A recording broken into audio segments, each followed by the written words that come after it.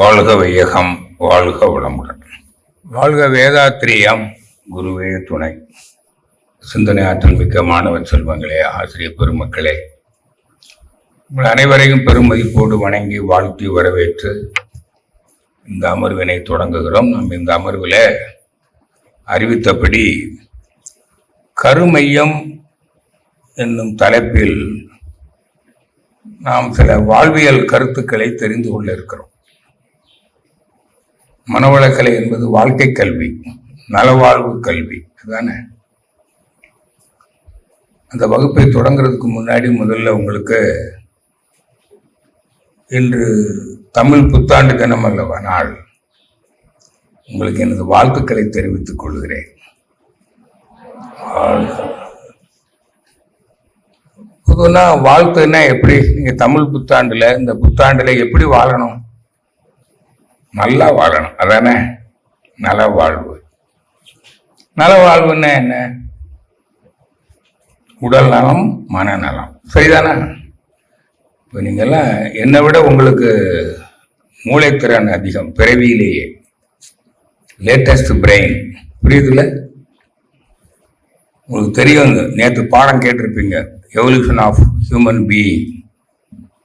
The body cell evolution has already ended, but the brain cell evolution is going on. புரியுதா? இந்த brain கட்டப்பட்டு 82 ஆண்டுகள் ஆகிவிட்டது.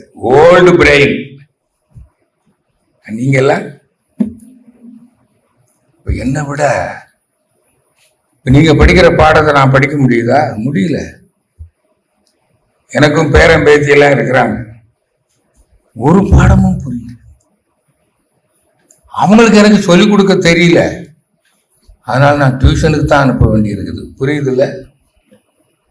இந்த லேட்டஸ்ட் மொபைல் போனை கூட எனக்கு ஆப்ரேட் பண்ண தெரியலையே, என் பேத்திக்கிட்டு தானே கேட்குறேன். புரியுதா? அதனால ஏன் சொல்றேன்னு தெரியுங்களே, இப்ப நான் சொல்றத நீங்க நல்லா புரிந்து கொள்ள முடியும், அதனால சொல்றேன். நலவாழ்வு, பிசிக்கல் அண்ட் மென்டல் ஹெல்த், அதானே? அதுக்கு என்ன வேணும்? நல வாழ்வுக்கு உடல் நலம். உடல் நலத்தோடும் பொருள் வளத்தோடும், பொருள் இல்லாருக்கு உலகம் இல்லை. உடல் நலம் இல்லை என்றால் அது வாழ்க்கையே அல்ல. புரியுதுல்ல? Health is wealth. எல்லாரும் அதான் விசாரிக்கிறோம். முதல்ல விசாரிக்கும் போது என்ன விசாரிக்கிறோம்? நல்லா இருக்கீங்களா? உடம்புக்கு நல்லா இருக்குதா? புரியுதா? உங்களை உங்க பெற்றோர் வீட்டில இருந்து உங்களுக்கு விடுதிக்கு அனுப்புறாங்கன்னு வைப்போம். உங்களுடைய பள்ளி விடுதிக்கு என்ன சொல்லி அனுப்புவாங்க? உடம்பு நல்லா கவனிச்சுங்க, be aware of your physical health சொல்றாங்களா இல்லையா? வீட்டுக்கு போனவுடனே என்ன கேட்பாங்க? ஹாஸ்டல்ல நல்ல சாப்பாடு கிடைச்சது, சாப்பாடு உனக்கு பிடிச்சிருக்குதா கேட்குறாங்களா இல்லையா? ஏன்? ஹெல்த் அவ்வளவு முக்கியமான. அப்ப நம்ம எல்லாம் எப்படி வாழணுங்க? உடல் நலத்தோடையும் வாழணும். எவ்வளவு நாள் வாழணும்? நீண்ட நாள். இந்த உடலுக்கு என்று ஒரு ஆயுள் இருக்கிறது. இயற்கையில இந்த உடல் ஒரு நாள் தளர்ந்து பழுத்து விழுந்து விடும். விழுந்தது இல்லை? ஒரு நெல் பயிர் 4 மாதங்கள் வாழும். பல நூறு நெல்மணிகளை கொடுத்து பழுத்து போய்விடும். அதுபோல் இந்த உடலுக்கு ஒரு நாள் பழுத்த நிலை வரும். அது வரையில் இந்த உடலை ஓம்புவது, பேணி காப்பது யாருடைய கடமை? உடல் ஓம்பல். திருமூலர் சொல்றார், உடம்பை முன்னம் இழுக்கென்றிருந்தேன், உடம்பினுக்குள்ளே ஒரு பொருள் கண்டேன், உடம்புலே உத்தமன் கோயில் கொண்டான் என்று உடம்பினை யான் இருந்து ஓம்புகின்றேனே. நேத்து பாடத்துல சொல்லிட்டோம். இந்த உடலாக வந்தது யார்? இந்த உடலாக, உயிராக, மனமாக, அறிவாக இந்த உடலிலே வாழ்வது யார்? இறைவன். இறைவன் வாழும் இல்லம். இப்ப புரியுதா? இதான் பிரம்ம ஞானம். அப்ப இறைவன் வாழுகிறான். அந்த இறைவனே தான் மனமாகவும் இருக்கிறான். அப்ப இந்த இறைவன் வாழுகிற இந்த உடலை பேணி பாதுகாப்பது யாருடைய பொறுப்பு? மனதின் பொறுப்பு. அப்ப இந்த மனதுக்கு என்ன வேணும்? அறிவு வேண்டும். புரியுதா? தெளிந்த அறிவு, ஞானம். அதுக்குதான் அறிவு திருக்கோயிலுக்கு வந்தீங்க. புரியுதில்ல? இந்த அறிவை அறிவதற்குத்தான், கற்றுக்கொள்வதற்குத்தான் நாம் கல்விக்கு வந்தோம். ஆனால் நம்முடைய கல்வியில இந்த அறிவு கற்றுக் கொடுக்கப்படவில்லை. கற்றுக் கொடுத்தாங்களா? கொடுத்திருந்தா உங்க அப்பா அம்மா ஏன் இங்க அனுப்புறாங்க? எங்களுக்கு கற்றுக். புரியுதா? சிலர் கேட்கிறாங்க, மாணவர்களுக்கு ஏன் பிரம்ம ஞானம், மாணவர்களுக்கு ஏன் மனவளக்கலை? புரியுதா?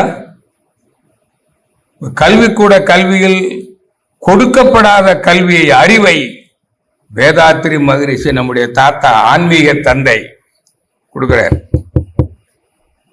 அவர்தானே எனக்கு கொடுத்தாரு, உங்களுக்கு கொடுக்கிறாரு. இப்ப எங்க வந்திருக்கீங்கன்னு தெரியுதா? அவர் வாழ்ந்த இடம், அவருடைய கருமையம் இங்கதான் இருக்குது. கருமையம் அவருடைய உடல் தான் மறைந்திருக்கிறது. அவருடைய கருமையம் வாழுகிறது. அதான் ஆன்மா. ஆன்மா வாழுகிறது, ஆன்மா அழிவதில்லை. வேதாத்திரி மகரிஷியின் ஆன்மா வாழுகிறது. இங்கதான் வந்திருக்கிறீங்க. இப்ப புரியுதுல்ல? ஏதோ கருமையத்தை பற்றி தான் பேசிக்கிட்டு இருக்கிறேன்.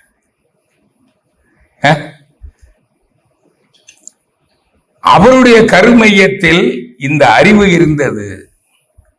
உடல்நலம் காக்கும் அறிவு அவர் அறிந்திருந்தார். அதைத்தான் நமக்கு கொடுத்தார்.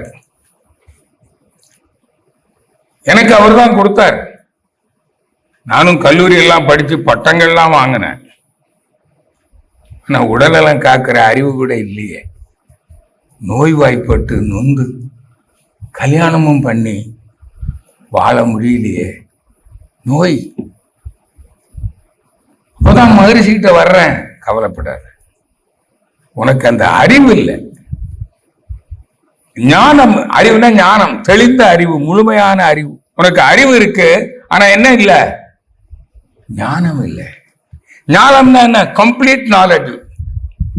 புரியுதுல்ல? உங்க அறிவு இருக்கான்னு உங்களை கேட்டா நீங்க உடனே திரும்ப என்ன கேட்டுருவீங்க? உனக்கு அறிவு இருக்கான்னு. ஞானம் இருக்கிறதா? புரியுதா? அந்த ஞானம் பெறுவதற்கு நான் உதவுகிறேன். அதான் வேதாத்திரி. அதற்கு நீ அறிவை அறிய வேண்டும். அதுதான் ஆத்மா, மெய்ப்பொருள். புரியுதுல்ல? அதான் அறிவு அறிய அறிவு திருக்கோயிலுக்கு வாருங்கள். புரியுதுல? புரியுது. அந்த அறிவுக்கு பேர் ஆன்மா. அதான் ஆன்மீக அறிவு, மெய்ப்பொருள். மெய் ஞானம் ஓங்கி வாழ்வோம். திருக்குறள்ல அறிவுடைமைங்கிற அதிகாரத்துல முதல் திருக்குறள் ஞாபகம் இருக்கும். நான் சொன்ன பிறகு தெரியும். அறிவு அற்றம் காக்கும் கருவி. நம்மை துன்பத்திலிருந்து காப்பது எது? அறிவு. அறிவுடையார் எல்லாம் உடையார். அப்படியான எது அந்த அறிவு? எப்பொருள் எத்தன்மை தாயினும் அப்பொருள் மெய்ப்பொருள் காண்பதே அறிவு. இப்ப நீங்கள் பார்க்கிறீர்கள், நேற்று 3 பாடத்திலே உங்களுக்கு சொல்லிக் கொடுத்துட்டோம். அந்த ஆதி எனும் பரம்பொருள் மெய்ப்பொருள் ஒன்றுதான் ஐம்பூதங்களாகி அண்டங்களாக. 2வது பாடத்துல வான்காந்தம், ஜீவகாந்தம் அனைத்து ஜீவன்களாக உள்ளது சொல்லிட்டோமா இல்லையா? தானே இயற்கை.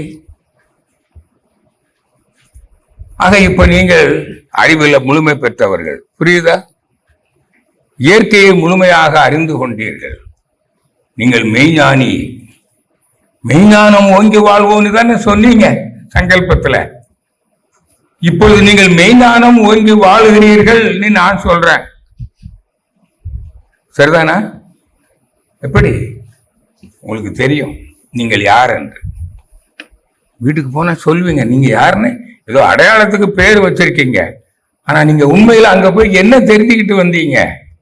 நான் அறிவு, சுத்த வெளி, மெய்ப்பொருள், ஆன்மா என்று அறிந்து வந்திருக்கிறேன். இதான் ஆன்மீக அறிவு. புரியுதுல்ல? அப்போ ஒருவேளை உங்களை யாராவது கேட்கிறாங்க, நீங்கள் யாருன்னு கேட்டா என்ன சொல்லுவீங்க? இனிமேல் நான் அறிவு, அது சுத்த வெளி, மெய்ப்பொருள். புரியுதுல்ல? இதானே பாடம். நேற்றே முடிச்சு போச்சு பாடம் உங்களுக்கு.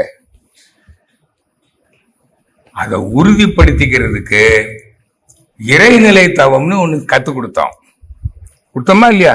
இன்னைக்கு தானா கத்து கொடுத்தோமா இல்லையா? நேற்று நடக்கு இல்லையா? இறைநிலை தவம் என்னைக்கு? நாளைக்கு நடக்குதா? நீ தானே செவ்வாய்க்கிழமை இறைநிலை தவம் மாலையில் நடக்குது. பாடத்திட்டத்தில் இருக்கு. அதை கற்றுக்கொண்டு நீங்கள் செய்து வந்தீர்களானால் நீங்கள் அறிவிலே முழுமை பெற்று விடுவீர்கள். உங்களுக்கு உறுதியாயிடும். உங்களை அறிந்து கொள்வீர்கள். புரியுதா? அப்போ உங்களுக்கு இப்ப உடல் நலம் காக்கும் அறிவும், பொருள் வளம் காக்கும் அறிவும், நட்பு நலம் காக்கும் அறிவையும் நாங்கள் உங்களுக்கு கற்றுக் கொடுத்து விட்டோம்.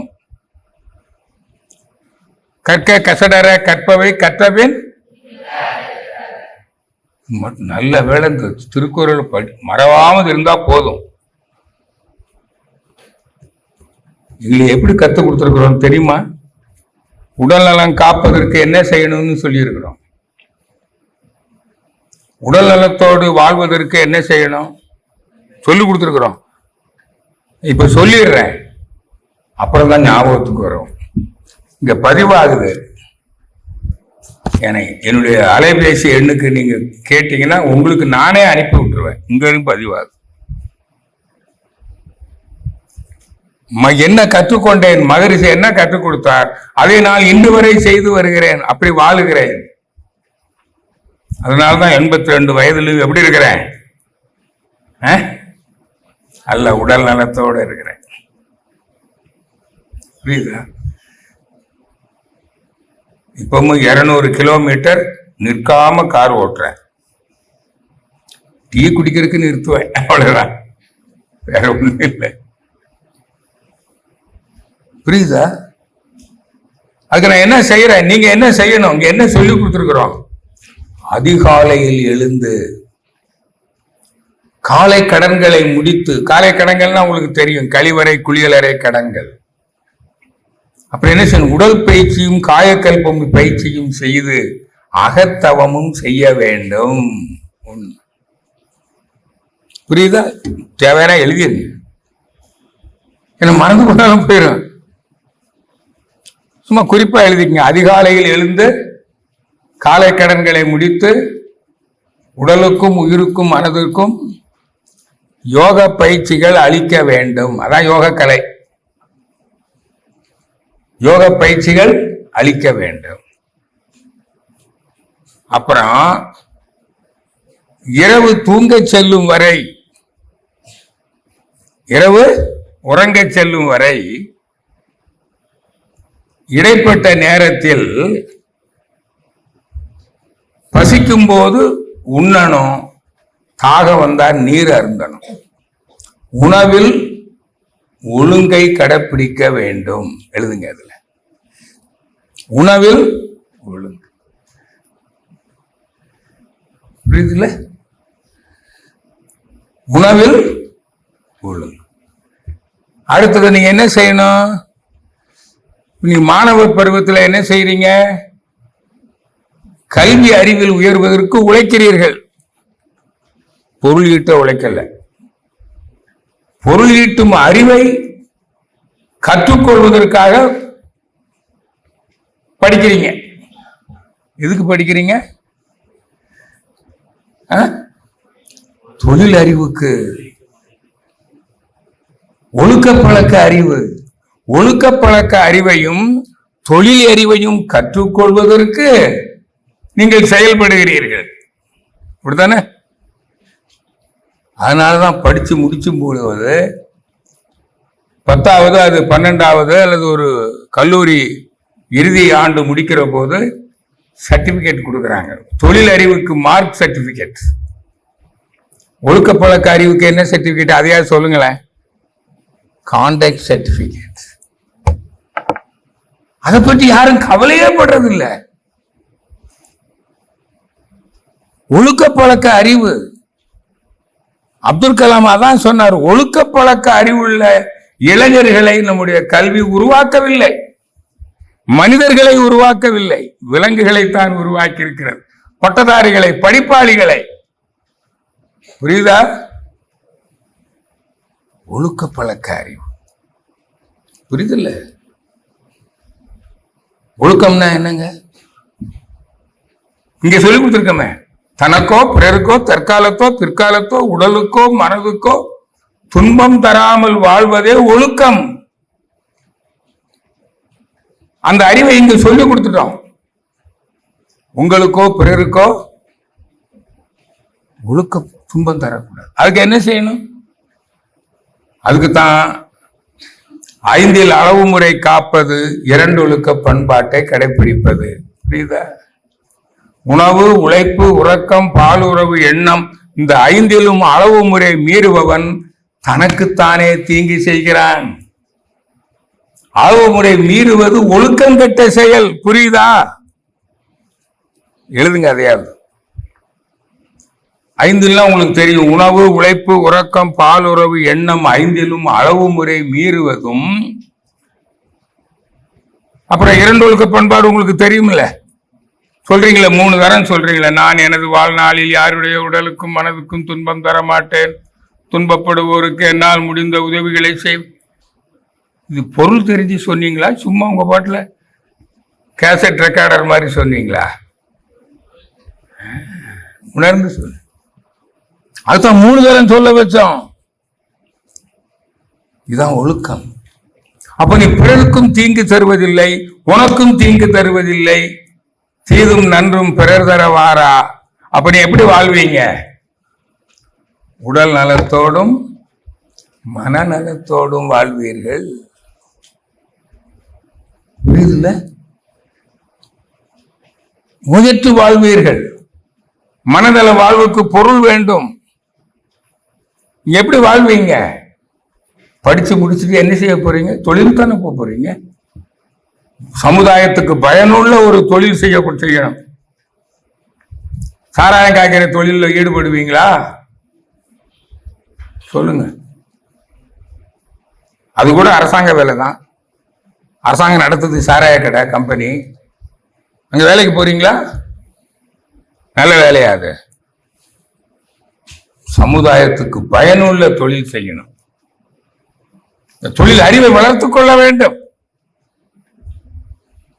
உழைத்து பொருள் ஈட்டி அதை சிக்கனமா ஆடம்பர வீண் செலவுகளை தவிர்த்து உழைச்சு பொருள் ஈட்ட தெரியாத குழந்தைகள், முதியவர்கள், இயலாதவர்கள், அவங்களுக்கு கொடுக்கணும்ல. இப்படி வாழணும். அப்படி ஒவ்வொருவனும் வாழ்ந்தால் இந்த சமுதாயத்தில் யாருக்காவது பொருள் பிரச்சனை இருக்குமா? அந்த கல்வியை நம்முடைய கல்வித்துறை கொடுத்ததா? அரசு கொடுத்ததா? உடல்நலம் காக்கும் கல்வியை நம்முடைய அரசு கல்வித்துறை மூலம் மாணவர்களுக்கு கற்பித்ததா? அதுபடி வாழ செய்ததா? Useless government.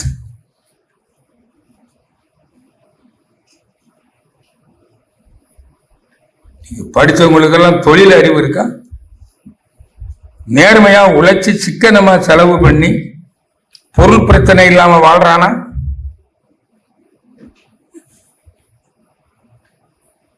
இல்ல.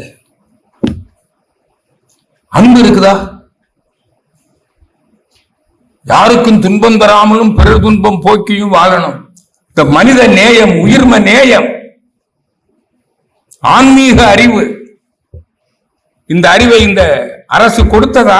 கட்டணைத்து ஊறும் அறிவு. கல்வி கண்ணை திறந்து வைத்தார் என்று சொல்லுகிறோம். கல்வி அறிவுதான் மிக முக்கியம். கல்வி கண் திறந்த காமராசர் ஆண்ட நாடு. புரியுதா உங்களுக்கு? அப்ப இந்த மக்களுக்கு அந்த அறிவு இருக்குதா? படிச்சவங்களுக்கு இருக்குதா? உடல் நலம் காக்கிற அறிவு இருக்குதா? செல்வந்தராக வாழும் நிறை செல்வந்தராக உழைத்து ஆக்கத்தில் அறிவை செலுத்தி ஊக்கமுடன் உழைத்து ஏழைகளுக்கு உதவி நிறை செல்வந்தராக வாழும் அறிவை கற்றுக் கொடுத்ததா இந்த அரசு? கல்விக்கூட கல்வி. மீண்டும் மீண்டும் சொல்லுகிறேன், நல்லா புரிஞ்சுக்கங்க. இந்த உயிர்மநேய கல்வி அப்துல் கலாம் அதான சொன்னாரு, அன்பு மனிதர்கள், அன்புள்ள மனிதர்களை உருவாக்கியதா? அவரும் பேசி பேசி செத்தே போயிட்டார். புகழ் பாடி பயன் இல்லை. அவர் சொன்னதை செயல்படுத்தணும். அரசுக்கு என்ன அருகதை இருக்கிறது அவருடைய பிறந்த நாளை கொண்டாடுவதற்கு?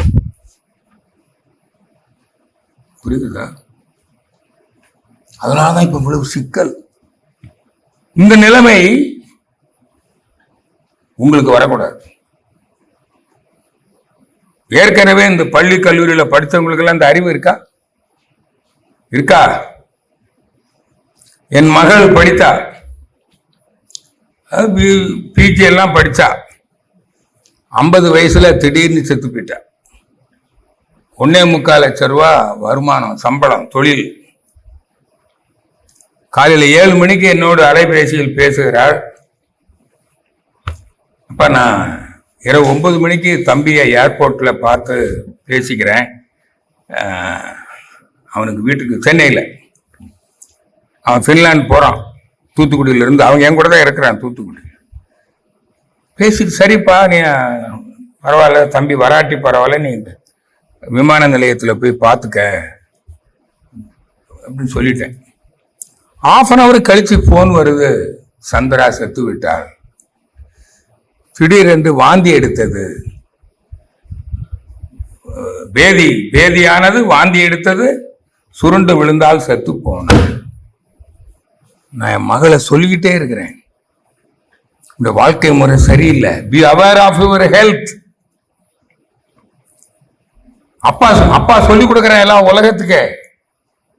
முடிஞ்ச வரையில காலையில எழுந்து ஏதாவது கொஞ்சம் ஒரு சின்ன உடற்பயிற்சி செய்யுமா, கத்துக்கம்மா. மன்றத்துல போய் கூட்டி கொண்டு விட்டேன். தியானம் கத்துக்க, உணவு முறையை ஒழுங்குபடுத்து, உழைப்பை ஒழுங்குபடுத்து. உணவு, உழைப்பு, உறக்கம், இந்த 3ஐயும் ஒழுங்குபடுத்தவே இல்லை. உறங்க வேண்டிய நேரம் உறங்கல. அப்புறம் திடீர்னு ஒரு நாள் செத்து போனாள். யார் காரணம்? நான் அன்றைய என்னுடைய முகல் நூலில் பதிவிட்டேன், என் மகள் செத்து போனால் நான் அவளுக்கு வாழும் முறையை கற்றுக் கொடுத்தேன், கற்றுக் கொடுக்க வரும்படி கூப்பிட்டேன். நான் அவள் கேட்கவே இல்லை.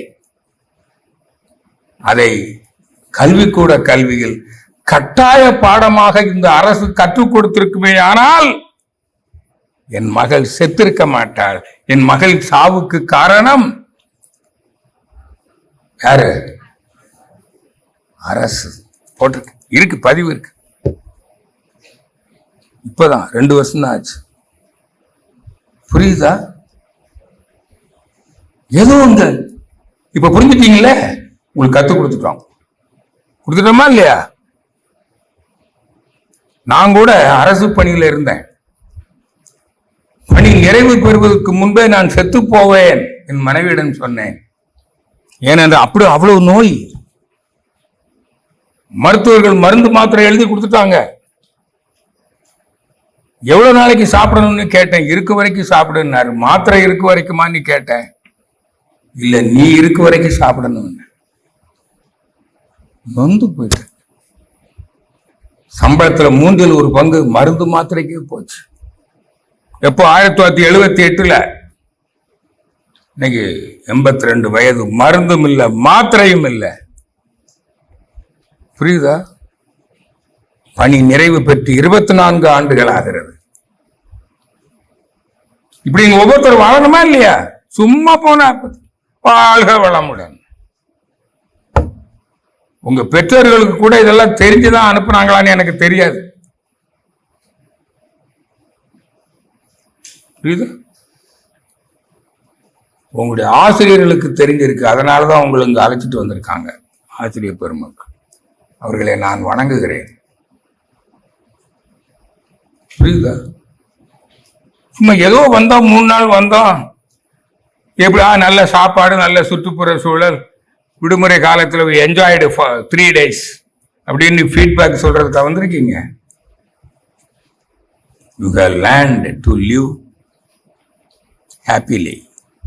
சும்மா ஹாப்பி லிவிங், நல வாழ்வு, புத்தாண்டில் நலமாக வாழ்க, புத்தாண்டு வாழ்த்துக்கள் போட்டிருக்க. இன்னைக்கு இதுல புத்தாண்டு வாழ கத்துக்க நான் போட்டிருக்கேன். உடல் நலத்தோடும் மனநலத்தோடும் இந்த புத்தாண்டில் நீங்கள் நலமாக வாழ நல்லாட்சி மலரட்டும். தேர்தல் வரும் 23ஆம் தேதி. உங்களை நிறைய பேருக்கு வாக்கு இருக்காது, இதோட சொல்லுங்க. யாருக்கு வாக்களிக்க வேண்டும்? நல்லவர்களுக்கு. நம்முடைய உலக சமுதாய சேவா சங்க தலைவர் அவர்கள் கடந்த கூட்டத்தில் இங்க சொல்லிட்டு போனார், நல்லவர்களுக்கு வாக்களியுங்கள், வாழ தெரிந்தவர்களுக்கு வாக்களியுங்கள், நம்மளை வாழ வைப்பவர்களுக்கு வாக்களியுங்கள். நல்ல ஆட்சி நடைபெறுகிறதா? இந்த ஆட்சி அகற்றப்பட வேண்டும், எல்லாருக்கும் தெரியும். அப்படியானால் என்ன அர்த்தம்? இப்ப வாழ்பவர்கள் யார்? நல்லவர்கள் அல்ல. நல்லவர்கள் ஆண்டால் அவருக்கு ஆட்சி காலத்தில் மக்கள் வாழ்க்கை எப்படி இருக்கும்?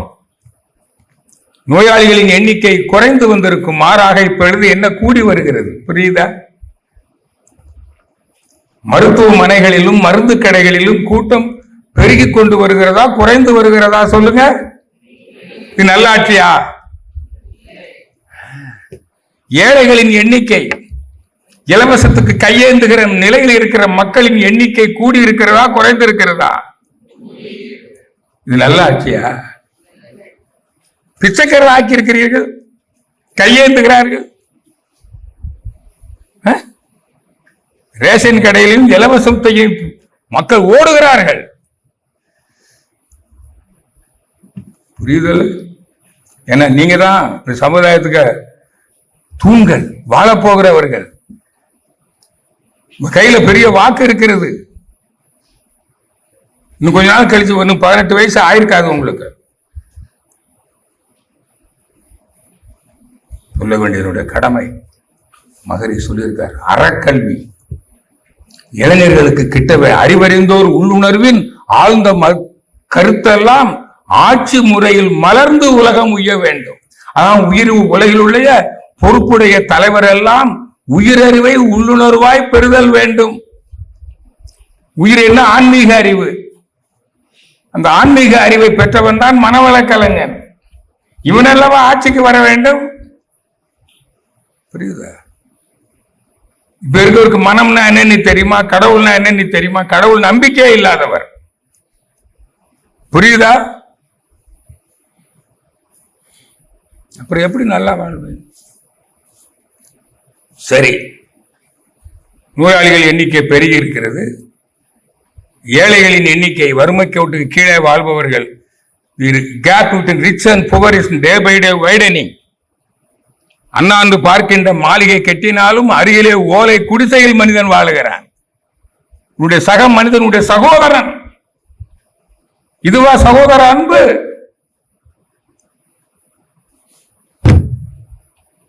சரி, ரெண்டாச்சு. காவல் நிலையத்திலும் என நீங்கெல்லாம் இளைஞர்கள், இதுதான் இங்க சொல்லிக் கொடுக்கிறோம். நீதிமன்றங்களிலும் வழக்கு தொடர் கூடிக்கொண்டிருக்கிறதா, குறைந்து வருகிறதா? அப்ப என்ன அர்த்தம்? மக்கள் நல்லவர்களா? சட்டம் ஒழுங்கு பாதுகாக்கப்படுகிறதா? காவல் நிலையத்திலேயே அடித்து கொல்லப்படுகிறார்கள். இந்த அரசு கொலை செய்கிறது, கொலைகார அரசு. அவர்களை போட வேண்டும் தூக்கில். இளைஞர்களே, சிந்திக்க வேண்டும். இந்த அறிவு கருமையத்தில் இருக்க வேண்டும். இதுதான் கருமையம். ஆன்மா, மெமரி கார்டு. புரியுதுல்ல? மொபைல்ல மெமரி கார்டு இருக்கிற மாதிரி நம்ம கிட்ட ஒரு மெமரி கார்டு இருக்குது. அதான் ஆன்மா. அதான் ஆன்மாவின் தரம். அந்த ஆன்மாவுக்கு அறிவு. அதான் கருமையம். இந்த கருமையத்திலே இந்த அறிவு இருக்க வேண்டும். அதுதான் தூய்மையான கருமையம். புரியுதா? தீய எண்ணம், தீய செயல், தீய எண்ணம் தானே செய்ய செயலுக்கு காரணம். அந்த எண்ணத்துக்கு காரணம் என்ன? உன்னுடைய ஆத்மா, உள்ளம், கருமையத்தில் இருக்கக்கூடிய பதிவுகள், தரம் கெட்டு போச்சு. அதனாலதான் கருமையத்தை பற்றிய பாடம் கொடுக்குறவங்க. புரியுதா உங்களுக்கு? அப்ப முதல்ல கருமையம்னா இந்த கருமையத்துல அந்த அறிவு இருக்கணும். கருமையம் தூய்மையாக இருக்க வேண்டும். அந்த கருமையத்திலே களங்கங்கள் இருக்கிறது, கெட்டு போச்சு. அந்த களங்கங்களைத்தான் வேதாத்திரி பகிரிசு போன்ற மெய்ஞானிகள் மூன்றாக பிரிக்கிறார்கள். அது ஆணவம், தன்முனைப்பு, ஆறு குணம், புலன் இன்ப மயக்கம். ஆணவம், கண்மம், மாயை. எழுதுங்க. ஈகோ. ஆணவம்னா உங்களுக்கு என்னன்னு தெரியாது. ஈகோன்னு சொன்னா அப்படி சொல்லுங்க, தமிழ்ல அப்படிங்க. பரவாயில்ல, அப்படியே சொல்றேன். ஏன்னா இப்ப நிறைய குடும்பத்துல பிரச்சனை. வழக்குன்னு சொன்னல, உரிமையியல் நீதிமன்றம், குற்றையியல் நீதிமன்றம், குடும்ப நீதிமன்றம். இதுல எந்த நீதிமன்றத்துல வழக்குகள் அதிகமா இருக்குதுங்க? Family court. கணவன் மனைவிக்கு இடையில பிரச்சனை. இப்பத்துக்கு என்ன காரணம் கேளுங்க. ரெண்டு பேரும் நிறைய சம்பாதிக்கிறாங்க. ரெண்டு பேரும் ஐடி, ரெண்டு பேரும் டாக்டர், ரெண்டு பேரும் இன்ஜினியர். ஆனா அங்க என்ன பிரச்சனை? ஈகோ பிரச்சனை. நீங்கெல்லாம் நாளைக்கு கல்யாணம் பண்ணிட்டு வாழ போறீங்க. இந்த ஈகோவும் கல்யாணம் பண்ணா என்ன ஆகும்?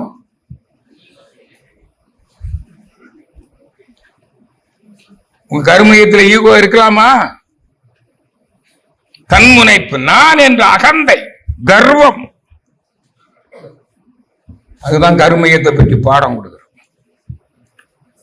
புரிஞ்சுதா? அப்ப ஒண்ணு ஆணவம். நம்முடைய மனதில உள் மனதில கருமையத்தில யாருக்கெல்லாம் ஆணவ உணர்வு இருக்கிறதோ அவருடைய ஆன்மா கெட்டு போச்சு. அவன் கெட்டவன் அர்த்தம். புரியுதா? இப்ப நான் சொல்றது பாடம் எளிதா பிடிக்குதோ புரியலையா? நான் சொல்றது கொஞ்சம் எளிதா புரியும், கண்டிப்பா புரியும். ஏன்னா நிறைய பேர் சொல்லியிருக்காங்க, நாங்க மகரிஷி நூல்களை படிக்கிறோம், எங்களுக்கு புரிய மாட்டேங்குது. நீங்க சொன்னா புரியுது. அதுக்கு ஒருத்தர் ஓமை சொன்னார். நீங்க பாடம் நடத்துறது எப்படி இருக்குதுன்னா கோனார் நோட்ஸ் மாதிரி இருக்குன்னு சொன்னாங்க. தமிழ்ல பாடம் புரியலாம். கோனார் நோட்ஸ்ன்னு ஒண்ணு இருக்கு, அதை படிச்சா தமிழ் புரியும், பாடங்கள் புரியும்.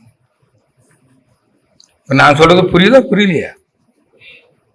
கண்டிப்பா புரியும். புரியலன்னா என்னுடைய அலைபேசி எண் கொடுப்பேன், நீங்க என்னோடு கலந்து பேசி தெளிவு பெறலாம். இப்ப புரிஞ்சுச்சுல? கருமையம், ஆன்மான்னு நம்மகிட்ட ஒண்ணு இருக்குது இல்ல? இருக்கு. இங்க எப்படி மொபைல் போன்ல மெமரி கார்டுன்னு ஒண்ணு இருக்கோ அது மாதிரி நம்மகிட்ட ஒண்ணு இருக்கு.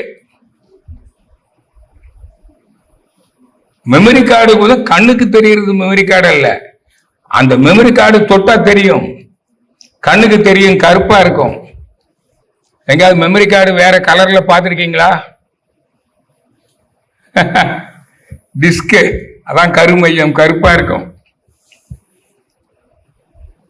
நீங்க பெற்ற அறிவெல்லாம் எங்க இருக்குது? அதுக்கு உள்ள மேக்னெட்டிக் ஃபீல்டுல ரெக்கார்ட் ஆயிருக்கு. am I right? அதே மாதிரி நம்ம உடம்புல பயோ மேக்னெட்டிசம் பாடம் படிச்சீங்கல்ல, அந்த பயோ மேக்னெட்டிசத்துல பெற்ற பதிவுகள் எல்லாம் அந்த காந்த களத்துக்குன்னு ஒரு மையம் இருக்குது, அதான் கருமையம். மேக்னெட்டிக் டொமைன் அங்க பதிவாயிருக்குது. அந்த பதிவுடைய தரம் தான் ஆன்மாவின் தரம், கருமையத்தின் தரம், குவாலிட்டி. புரியுதா? அப்ப அந்த கருமையத்தின் தரத்தை பொறுத்துதான் உள்ளத்தின் வெள்ளத்து அணைய மலர் நீட்டம் மாந்தருக்கு உள்ளத்தினைய. உள்ளம்னா அந்த கருமைய பதிவு, கேரக்டர், தரம். தி பெர்சாலிட்டி ஆஃப் பயோமேக்னெட்டிக், அதாவது ஜெனட்டிக் சென்டர் இஸ் கால்டு உள்ளம். புரியுதா? உள்ளம்னா என்னதுங்க? ஜீவகாந்த தரம்னு சொல்றோம்ல. தரங்கெட்ட பையன்னு சொல்லுவாங்க ஒருத்தனை. கெட்டவன் எல்லாம் என்னன்னு சொல்லுவாங்க? தரம் கெட்டவன். தரமானதுன்னா உயர்ந்ததுன்னு அர்த்தம். அதுல வேற உயர் தரம் அப்படிலாம் கிடையாது. அப்படின்னு சொல்லலாம். Personality, good personality, bad personality, குணம், நற்குணம், தீய குணம். புரியுது? 6 தீய குணங்கள்.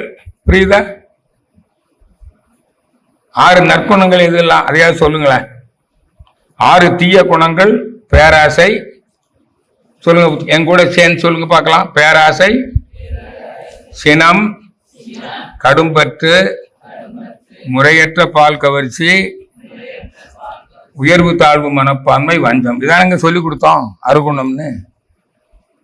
இந்த 6 குணங்களும் கருமையத்தில் இருந்து அவன் நல்லவனா?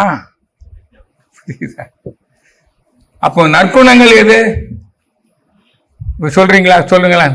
தீய குணம் சொல்லிட்டேன். நற்குணம் எனக்கு சொல்லுங்க பார்க்கலாம். இப்போ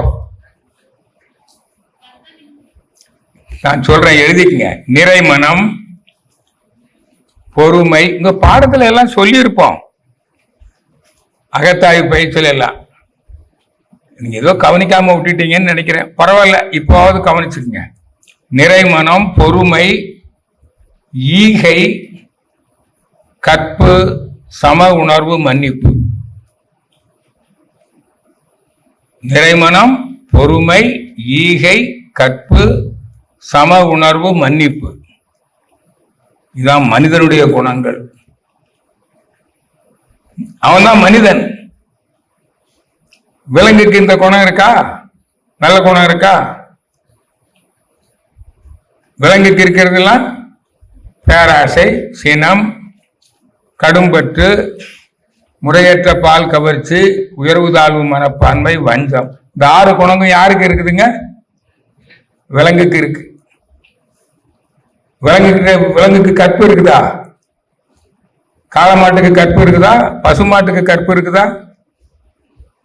ஒரே காளமாடு ஒரே பசுமாடுடைய வாழுது அது. நான் மனுஷன் எப்படி வாழணும்? ஒரே மனைவி ஒரே கணவனோட வாழ உண்மை. அப்போ மனிதனாக வாழணும்னா என்ன குணங்கள் வேணும்? 6 நற்குணங்கள் வேணும். அந்த 6 நற்குணங்களும் எங்க இருக்கும்? நம்முடைய கருமையத்தில். கருமையம் தான் அறிவின் பெட்டகம். அறிவின் நீங்க படிச்ச பாடம் எல்லாம், அறிஞ்சதெல்லாம் எங்க பதிவு பண்ணி வச்சிருக்கீங்க? தேர்வுல எழுதுவீங்க. உங்க மெமரி கார்டுல இருக்கணும், கருமையத்தில் இருக்கணும். அப்பதான் அதை எழுத முடியும். அது கம்ப்யூட்டர் டிஸ்க் மாதிரி. ஒத்துக்கிறா இல்லையா? ரைட். இப்ப புரிஞ்சிட்டீங்க கருமையம்னா என்னங்கிறது தெரிஞ்சு போச்சா? ஏற்கனவே உங்களுக்கு நேற்று பாடம் சொல்லி இருக்கிறோம். மெய்ப்பொருள் ஆதி எனும் பரம்பொருள் மெய் எழுச்சி பெற்று இல்லையா? அது பிரம்மையான கவியில என்ன சொல்றோம்? இறைவெளியை தன்னிருக்க சூழ்ந்தெழுத்தும் ஆற்றல் இதன் திணிவு மடிப்பு விழ சுழலும் நுண் விண்ணாம் நிறைவெளியில் விண் சுழல நெருக்குகின்ற உரசல் நிலைவெளியில் எழுப்புகின்ற நேரலைகள் காந்தமாம் மறைபொருளாம் காந்தம் தன் மாத்திரைகள் ஐவகை மலைக்காதிர் விண்கூட்டம் மாபூதம் 5மாம் முறையாய் அக்காந்த அலை மனமாம் உயிர் உடல்களில். 5 பூதங்கள் எந்த இடத்துல முறையாக கூடுகிறதோ அதுதான் உடல். உடலை இயக்கும் உயிர் மனம். அப்ப இந்த உடலாகவும் உயிராகவும் மனமாகவும் இருப்பது யாரு? எது? பிரம்மம், கடவுள், தெய்வம். புரியுதா? இதுதான் பிரம்ம ஞானம். இப்ப புரிஞ்சுட்டீங்களா? அப்படியானால் இங்க பாருங்க, கருமையம், ஜீவகாந்த, இது இங்க பாருங்க, பரு உடல், நுண்ணுடல், காந்த உடல், 3 உடல் இருக்கு நம்ம உடம்புல. படிச்சீங்களா பாடம்? எது படிச்சீங்கல்ல? உயிரின தன்மாற்றத்துல வந்ததா இல்லையா? எப்படி உடல் வருதுன்னு படிச்சீங்கல்ல? Inanimate to animate, cells, living cells, body cells, ஐம்பூதங்களால் ஆனது, solid, water, heat, air, energy. அதுதான் என்னதுங்க? பரு உடல் இருக்குது. இந்த பரு உடலுக்குள் நுண்ணுடல் இருக்கிறது, அதான் உயிர் துகள், எலக்ட்ரான். படிச்சீங்களா நேற்று? சீவன். அந்த சீவன்ல இருந்து ஒரு காந்தம் வரும். அந்த பரு உடலுக்கு மூலப்பொருள் தான் வித்துக்குழம்பு, விந்துநாத சக்தி, பிளாசம். படிச்சீங்கல்ல? அதான சொன்னோம் காயகல்பத்துல. அப்போ உடல்னா, உடலுக்கு மூலப்பொருள் என்னது? வித்துக்குழம்பு, செக்ஷுவல் வைட்டல் ஃப்ளூயிட். அதுதான் நுண்ணுடலை பிடிச்சு வைக்குது, உயிர் துகள்களை. 2வது படம். அதனுடைய கரைசல் தான் என்னது? காந்த உடல், இறை துகள். இதெல்லாம் நேற்று பாடத்துல முடிச்சிட்டோம். நீங்க அதை கரெக்டா படிச்சிருக்கணும். அதை மறந்துட்டீங்கன்னா இப்ப கருமைய பாடம் புரியாது. புரியுதா? இப்ப உங்களுக்கு நல்ல ஆசிரியர்கள் பாடம் நடத்தும் போது எப்படி நடத்துவாங்க? முந்தின வகுப்புல நடத்தின பாடத்தை திரும்ப இந்த வகுப்புல திரும்ப சொல்லுவாங்க, உங்களுக்கு நினைவுபடுத்துவாங்க. அதுலதான் கேள்விகள் கேட்பாங்க. அதுக்கு அப்புறம்தான் இன்றைய பாடத்தை நடத்துவாங்க. அப்பதான் உங்களுக்கு பாடம் புரியும். புரியுதுங்களா? நான் கல்லூரியில படிக்கும்போது எத்தனையோ மாணவர்களுக்கு ஆகிட்ட படித்தேன். அதில் ப்ரீ யூனிவர்சிட்டி, பியூசி, அப்பெல்லாம் பியூசி இருந்தது. 1963 நீங்களாம் அப்போ பிறக்கவே இல்லை. அப்போ அதில் கெமிஸ்ட்ரிக்கு ஒரு ஆசிரியர் வருவார். Chemistry, physics, physical science. வாழ்க வளமுடன். அதில் இந்த கெமிஸ்ட்ரி வாத்தியார் எனக்கு ரொம்ப பிடிக்கும். நான் கெமிஸ்ட்ரியில் சென்டம் வாங்கினவன் பியூசியில். பிசிக்ஸில் ரொம்ப கஷ்டப்பட்டு 5 மார்க் தான் வாங்கினேன். ஆனால் 50+5 55 பாஸ் பண்ணிட்டேன். தனித்தனியாக வச்சா பிசிக்ஸ் ஃபெயிலு. ஏன்னா பிசிக்ஸ் வாத்தியார் சொல்லித்தர்றது ஒன்றுமே புரியாது. ஏதாவது கேள்வி கேட்டால் இது கூட புரியலையா, சிட் டவுன் அப்படிம்பாரு. அவ்வளவுதான். அப்போ நான் ஆசிரியர்கிட்ட கேட்பேன், பக்கத்தில் இருக்க மாணவங்கிட்ட, டேய் எனக்கு புரியலடா, உனக்கு புரிஞ்சுதா? எனக்கு புரியலடா. பக்கத்தில் லெஃப்ட்ல கேட்பேன், உனக்கு புரிஞ்சுதா? புரியல. அப்பதான் பின்னால இருந்து ஒருத்தன் சொன்னா, டே வாத்தியாருக்கே பாட புரியலடா. புரியுதா? அதனால்தான் விளங்காதவன் பாடம் நடத்துறதுனால எனக்கும் விளங்கல. ஆனால் கெமிஸ்ட்ரி வாத்தியார் அப்படி இல்லை, எனக்கு விளங்கிச்சு. முந்தின நாள் நடத்தின பாடத்தை மறுநாள் கிடு ஒப்பிப்பாரு. கேள்வி கேட்பார். யாருக்காவது எனி டவுட்? கேள்வி கேட்டு கிளியர் பண்ணிட்டு தான் அடுத்த வகுப்பு போவாரு. எல்லா பாடமும் எனக்கு புரிஞ்சு போச்சு. அது மாதிரிதான் இப்ப நான் நடத்துறேன். நேற்று நடத்தின பாடம் புரிஞ்சு போச்சா? இல்லைன்னா ஃபவுண்டேஷன் இல்லாம நோ கன்ஸ்ட்ரக்ஷன் முடியாது. இப்ப புரிஞ்சுட்டீங்களா? இப்ப நீங்கள் உடல், உயிர், மனம், இந்த 3 சேர்ந்தது தானே. மனம் என்பதுதான் ஜீவகாந்தம். அந்த ஜீவகாந்தம் என்ன பண்ணும்? அதான் மன இயக்கத்தில் நீங்கள் எண்ணிய எண்ணம், செய்த செயல் எல்லாம் பதிஞ்சிருக்குது. படிச்சீங்க இல்லையா? படித்தது, சிந்தித்தது, கேட்டது எல்லாம் உங்களுடைய கருமையத்தில் பதிந்திருக்கிறது. இதான மெமரி கார்டு. இதான படிச்சது. எல்லாட்டு மெமரி கார்டு இருக்கா இல்லையா? கம்ப்யூட்டர் சிப் இருக்கிற மாதிரி அதாங்க கருமையம். ரொம்ப சிம்பிள். அதான் ஜீவகாந்த மையம். ரைட்.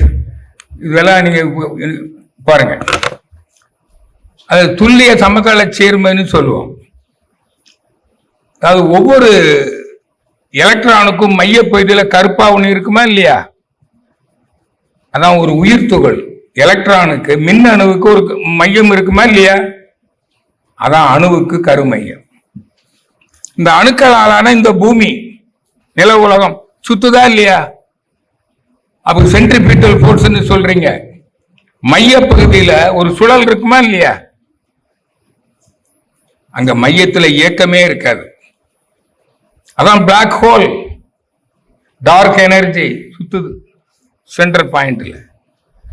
அப்போ நில உலகத்துக்கு ஆல் பிளானட்ஸ், பூமிக்கு கருமையம் இருக்கிறது, எல்லா கோள்களுக்கும் இருக்கும்.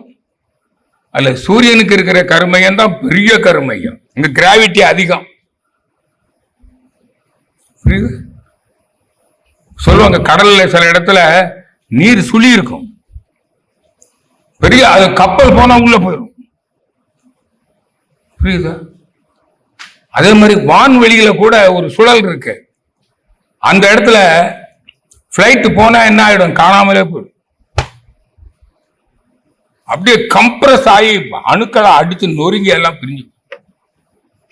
Gravitation force. அது மாதிரி ஒவ்வொரு ஜீவன்களுக்கும் இருக்குமா இருக்காதா?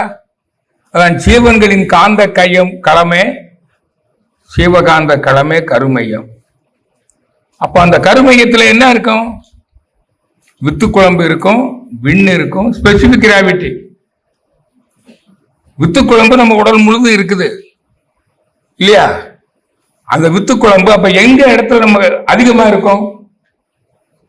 இப்போ ஒரு குண்டாவில் தண்ணி வச்சுக்கிட்டு கொஞ்சம் உலோகத்துண்டு, அப்புறம் கல், மணல், இந்த மூணையும் உள்ள போடுறீங்க, தண்ணியை சுத்தி விடுறீங்க.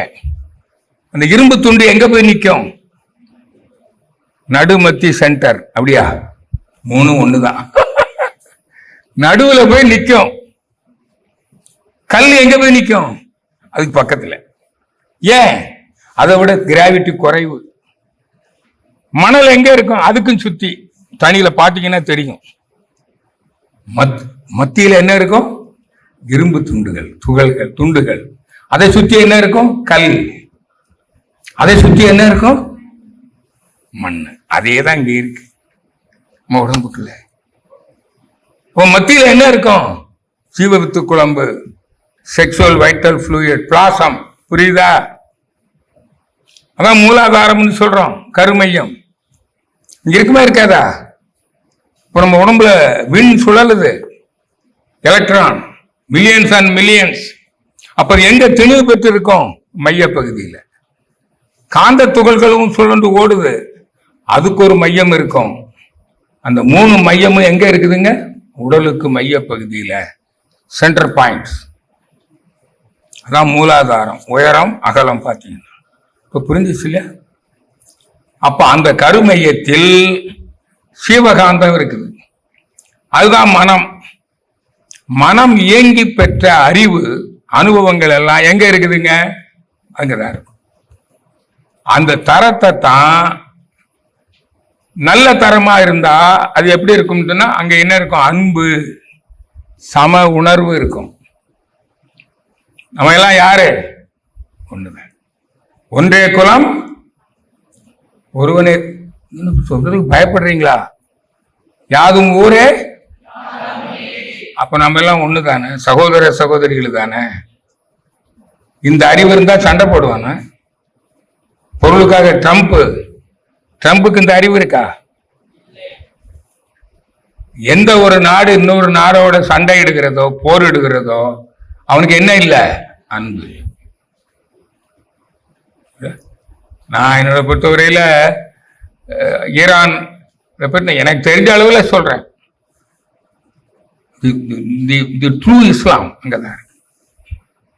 We are all brothers and sisters. கடவுளுக்கு உருவம் இல்லை, வேதாத்திரியாத்தான் சொல்லுது.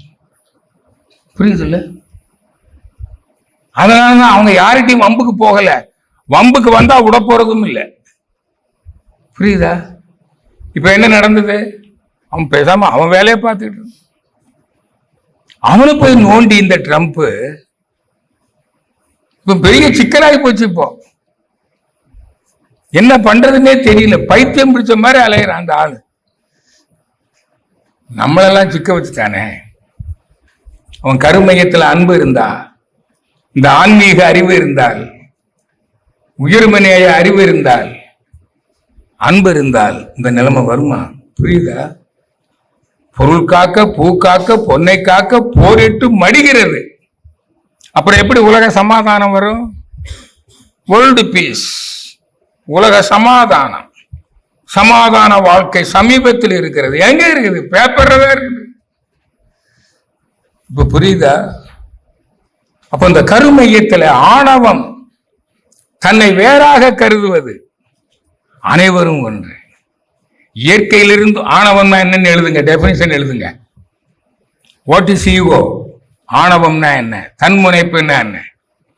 தன்னை இயற்கையிலிருந்தும் சமுதாயத்திலிருந்தும் வேறாக கருதும் அறிவு நிலையே தன்முனைப்பு, ஆணவம், ஈகோ. இதுக்கு மேல ஒரு டெபினிஷன் வேதாத்திரிய தவிர யாருமே கொடுக்கல. புரியுதா? தன்னை இயற்கையிலிருந்தும் சமுதாயத்திலிருந்தும் வேறாக கருதும் அறிவு நிலையே. அதான் உனக்கு அறிவு இருக்கான்னு கேட்கிறோம். ட்ரம்புக்கு அறிவு இருக்கா? சரி, முதல்ல நமக்கு அறிவு இருக்கான்னு. எனக்கு இருக்கு. எல்லாருக்கும் இந்த அறிவு இருக்குதா? ஆணவம் வருமா? ஆணவம் இல்லைன்னா தான் தனதுங்கிற உணர்வு வருமா? அதுதான் இங்க ஆசை. அப்புறம் சினம், அப்புறம் கடும்பற்று, முறையற்ற பால் கவர்ச்சி, உயர்வு தாழ்வு மனப்பான்மை, வஞ்சம். இந்த 6 குணங்களும் இருக்குமா இருக்காதா? அப்ப யாருக்கு ஆணவம் இருக்குதோ அவங்க கிட்ட இந்த 6 குணமும் இருக்கும். அப்ப கருமையும் கெட்டு போச்சு. அவனுக்கு ஆசையும் இருக்கும். பாருங்க, ஆணவம் இருக்கும், கண்மம், தீயவினை பதிவுகள், 6 குணங்களோடு. அது தீயவினை பதிவு, தன்முனைப்பு, 6 குணம்னு சொல்லுவாங்க. அதோட நாம் நமக்கும் பிறருக்கு 5 அளவு முறை மீறியும் 2 ஒழுக்க பண்பாட்டை மீறியும் நம் முன்னோர்களும் நாமும் செய்த அந்த கர்மா இருக்குல்ல, அந்த கர்மா தீயவினை பதிவு நம்ம கிட்ட எங்க இருக்கும்? கருமையத்தில் இருக்கும். இதான் கரு அமைப்பு, இதான் மரபு அணு. நம்ம முன்னோர்கள் செய்த தீய வினைகள் ஒரு வினையும் செய்யலன்னு நினைக்கிறீங்களா? இல்ல, 5 அளவு முறை மீறுவதும் 2 ஒழுக்க பண்பாட்டை மீறுவதும் தான் தீய வினை. எழுதுங்க. இந்த அளவுக்கு சுருக்கமா வேதாத்திரிய தவிர உங்களுக்கு யாராலும் பாடம் நடத்த முடியாது. உணவு முதலான 5 அளவு முறை மீறுவது, அதாவது ஒழுக்கம், உணவில் ஒழுக்கம், உணவு, உழைப்பு, உறக்கம், பாலுறவு, எண்ணம் ஆகிய 5லும் ஒழுக்கத்தை கடைப்பிடிக்கணும். புரியுதுல்ல? அப்புறம் 2 ஒழுக்க பண்பாடு. இதுதான் நல்வினை பதிவு. இந்த நல்வினை பதிவுல எங்க இருக்கும்? கருமையத்துல. புரியுதா? இப்போ கருமையம் தூய்மையா இருக்கணும். பாருங்க, வித்து மையம், உயிர் மையம், சிவகாந்த மையம்னு போட்டிருக்கோம். தந்தைதாய் ஈருயிர் ஒன்று சேர்ந்து தலைத்தோறு உடலாகி உலகில் வந்தோம். அப்ப நம்முடைய பெற்றோர்களுடைய கருமைய பதிவுல நம்ம கிட்ட என்ன இருக்குது? தம் பொருள் என்ப தம் மக்கள், அவர் பொருள் தம் தம் வினையால் வரும். அப்ப நாம நல்லா இருக்கிறோம்னா அதுக்கு யார் காரணம்? நம் பெற்றோர்களும் முன்னோர்களும் செய்த நல்வினை பயனால் நாம நல்லா இருக்கிறோம். இப்ப அவங்களுக்கு நன்றி சொல்லணும்.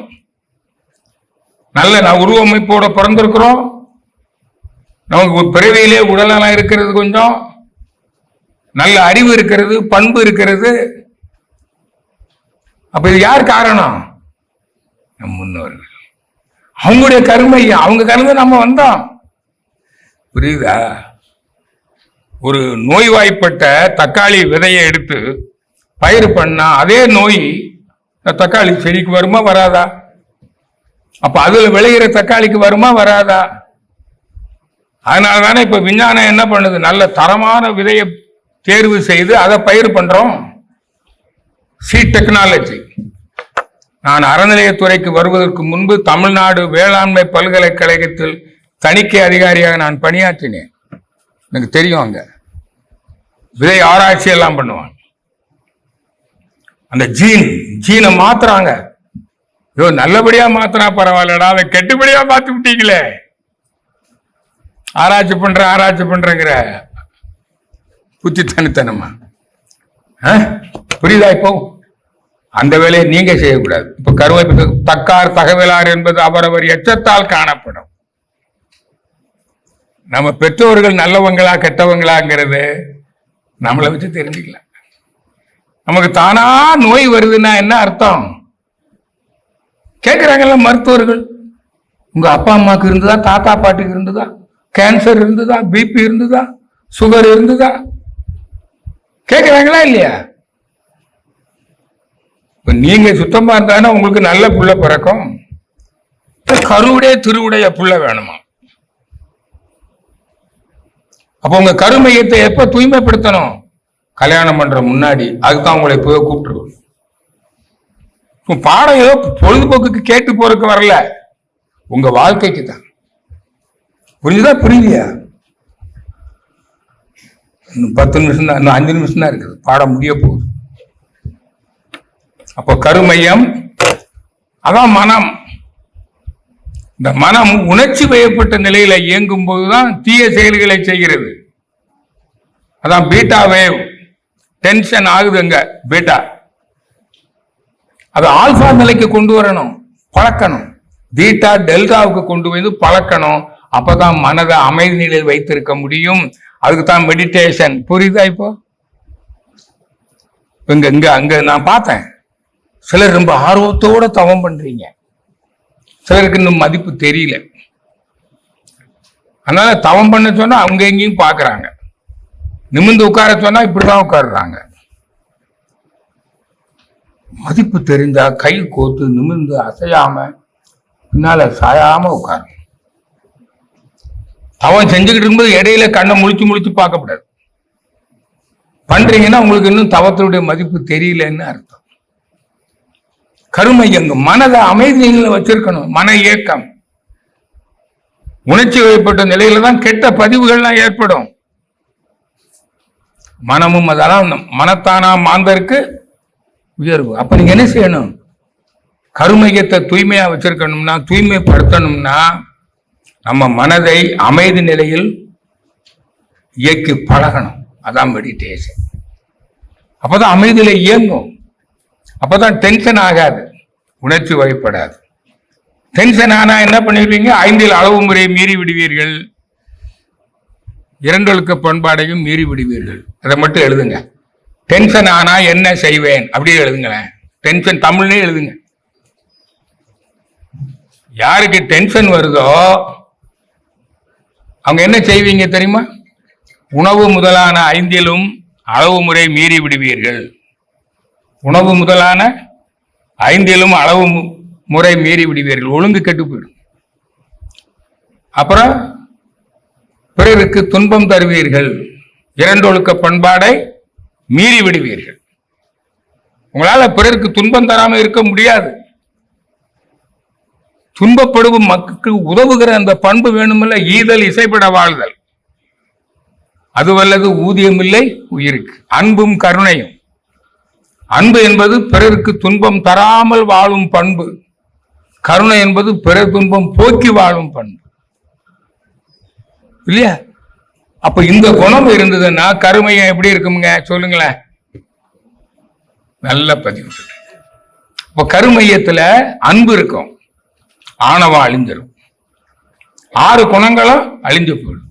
அப்ப நீங்க 5 அளவு முறை காப்பீர்கள், 2 ஒழுக்க பண்பாடை கடைப்பீர்கள், நீங்க நல்லதையே செய்வீர்கள்.